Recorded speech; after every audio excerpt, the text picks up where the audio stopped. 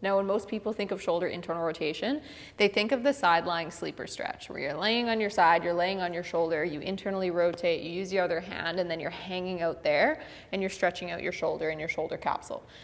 That's the most common go-to, and like I said, it seems to be the first one that pops up into everybody's head when they think of shoulder IR. And the other more common ones are often variations of or branches of that same setup, and they all often include, just like the side lying sleeper, some degree of flexion and adduction, meaning your elbow is kind of in front of you or your arm bone is in front of you, and you're kind of up in some degree of flexion up here. So you're working on your shoulder capsule in this zone of shoulder movement. However, your shoulder also moves way back here, right? And it comes all through this space as well. And so I want to encourage you to make sure that you're not always just training the same range of motion or hitting shoulder IR in that particular range that is most common and often what you're going to see on the internet. And a good example of this would be, let's say you are trying to improve pressing-based motions, or you've got shoulder problems with pressing, and you want to do something specific to that, or you're a power lifter and you need to be able to tolerate a lot of load in bench press and so on.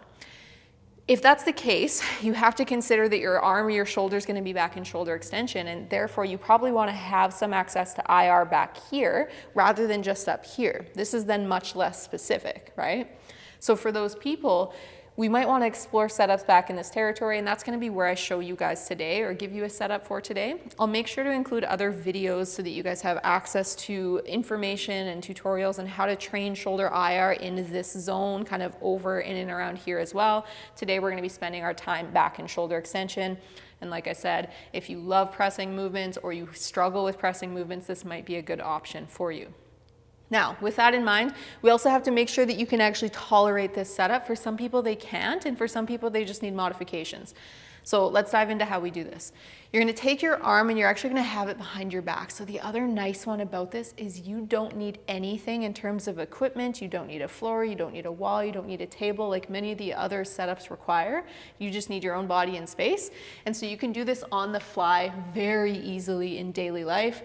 And this is one that I used to use commonly, so I'd find myself in this position and I'd be doing the work here, and I'm going to show you the work fairly soon. And I'd be doing this when I'm teaching my in-person kin stretch classes. So as I'm walking around kind of checking people and seeing who I need to modify or who I need to tend to, I'd have my arm behind my back, sometimes both, sometimes I'm doing both at the same time, and I'm sprinkling that into daily life just here and there throughout. And nobody really knows you're even doing anything other than you have your arm behind your back, right? So it's quite subtle. So if you have shoulder pathology, you might need to adjust this. And the way that you can adjust this is you can first adjust the level of, or the height of, I should say, your hand on your spine. So you can have your hand a little bit higher up, you can have your hand a little bit lower down, you can adjust the elbow angle as needed. I naturally kind of tend to this angle for the elbow, but you can adjust all of this as needed as well. And for some people, if you're really limited in shoulder IR, you might even not be on your low back, you might even be more on your hip with a less bent elbow angle, because that then eases off the amount of shoulder IR required. Whereas coming back here requires much more and it's a little bit more aggressive. So if that's the case, that's one thing you can adjust. The other thing that you can adjust is your angle of your scapula. So you can dump your scapula forward or you can pin your scapula back. If I have my scapula pinned back, it makes this a little bit more aggressive. Whereas if I have it kind of angled forward or in protraction, it makes it a little less aggressive from an IR standpoint. Now, depending on what you have going on with your shoulder, you might find that this feels better. You might find that this feels better. It might be somewhere in between. In a healthy, happy shoulder, and a goal for you would be to be able to tolerate this exercise in all angles over time. But for right now, if you can tolerate, for the purpose of this video, I'm going to have you bring your shoulder blade back when you set this up as far as you can tolerate without symptoms in your shoulder. So you're just going to bend the elbow, you're going to bring it back here, and then that's going to be our position that we're going to be working off of today. We're going to hit our pails and rails in this position. Now what we're going to do here is we're going to get into a shoulder internal rotation stretch. So you're gonna bend that elbow, you're gonna place it on your spine, you're gonna adjust the height of your hand as needed. If your shoulder's really limited, feel free to come down onto your hip. If you have a little bit more IR, you can come up a little bit higher on your spine, but find yourself wherever you need to. So this would be less aggressive, more aggressive, more aggressive. And then you can play with your shoulder blade angle. So shoulder blade back, where if you can be here without symptoms, I'm going to encourage you to be for the purpose of this class or this video. If you need to be a little bit further forward, you can, but you can scan this angle between shoulder blade forward and shoulder blade back when doing this activity to find a position that feels good for your body. Like I said, if you can have that shoulder blade back, then we'll go shoulder blade back.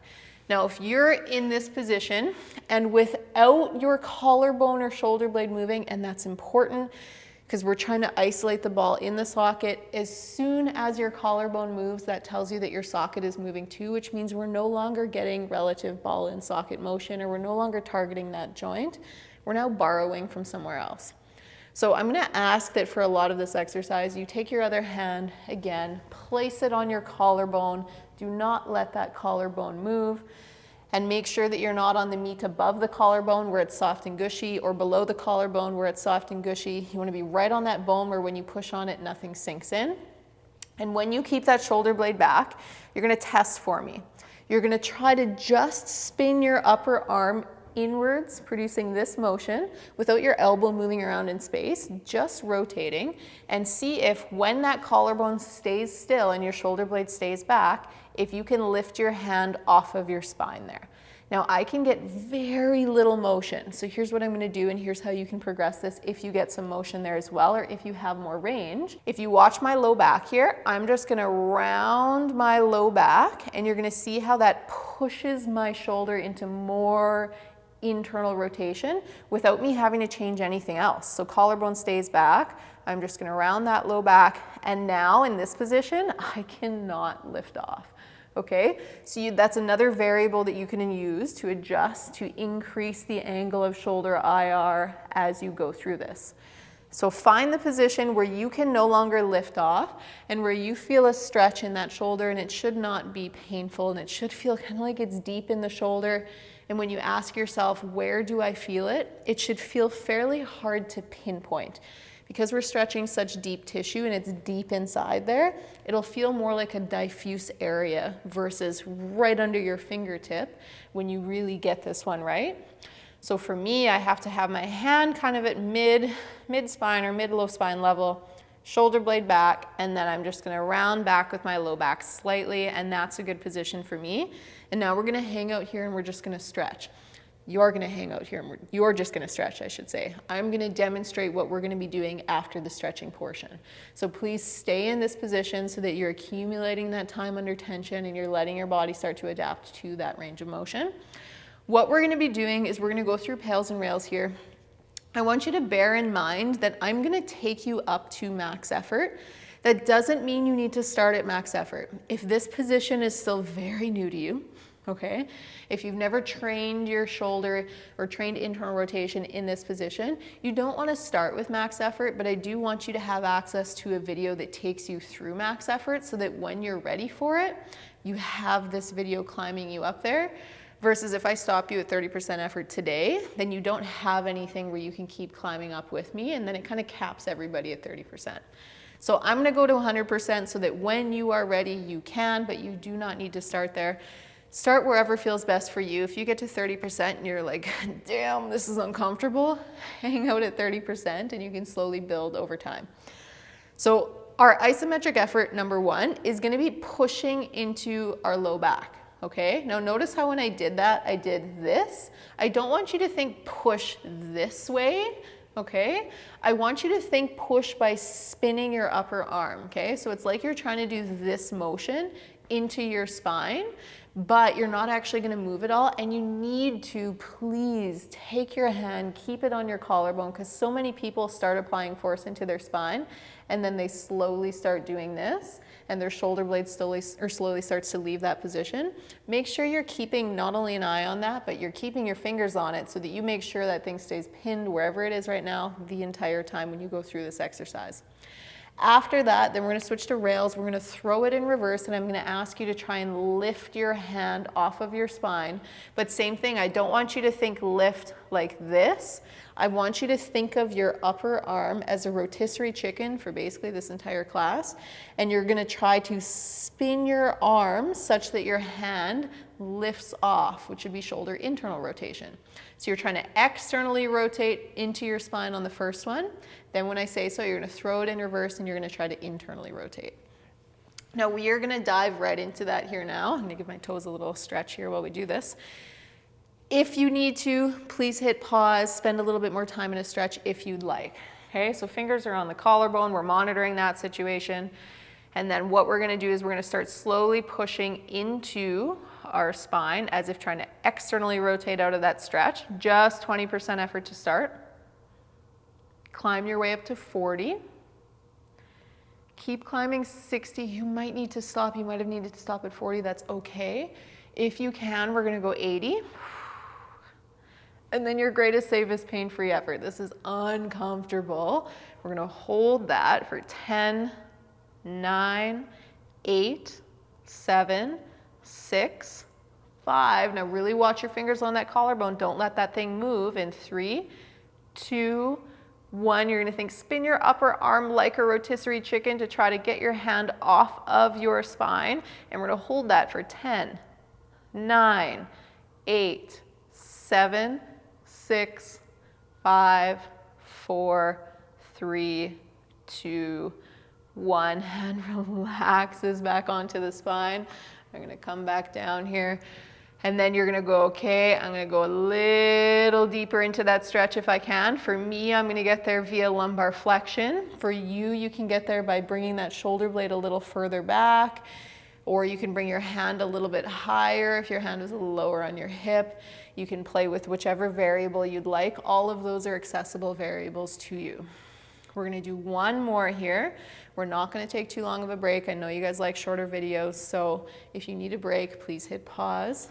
This is always an option for you. And we're gonna do the same thing here. Don't let that collarbone move. 20% effort to start. Work your way up to 40, 60, 80. And your greatest, safest, pain-free effort, and hold. 10, 9, 8, 7, 6, 5, 4, 3, 2, 1. Throw it in reverse, trying to get that hand off of your spine, but trying not to let that shoulder blade dump forward on you, trying to keep that shoulder blade back in space and holding for another 6, 5, 4, 3, 2, 1. Slowly relax. Let that arm chill out. Don't come out of the position quite yet. Slow your breathing down. Then you can slowly come out of that position.